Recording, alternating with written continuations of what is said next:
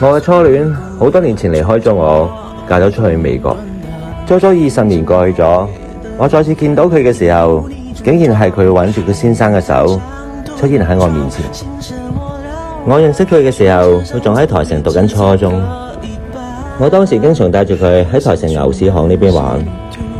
以前呢度有一間叫益食家嘅小食店，一碗雲吞，一碟豬油撈麵，我哋兩個已經係好開心。我是劉先生啊，劉生你好。你好。雙方輕輕點頭示意，係20年以嚟再一次嘅交流。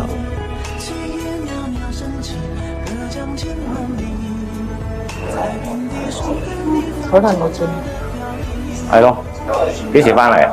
早幾日咯，幾好嘛？幾好啊，你啊？幾好啊，都係咁。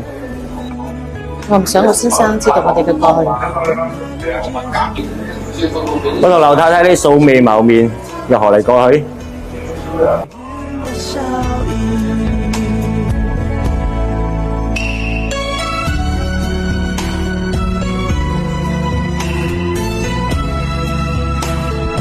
一句素未謀面，或者所有嘅一切，只能夠永遠留喺心底。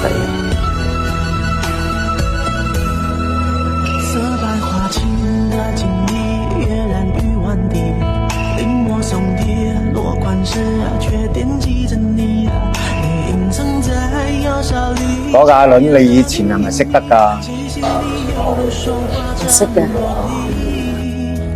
豪門一入深似海，從此蕭郎是路人。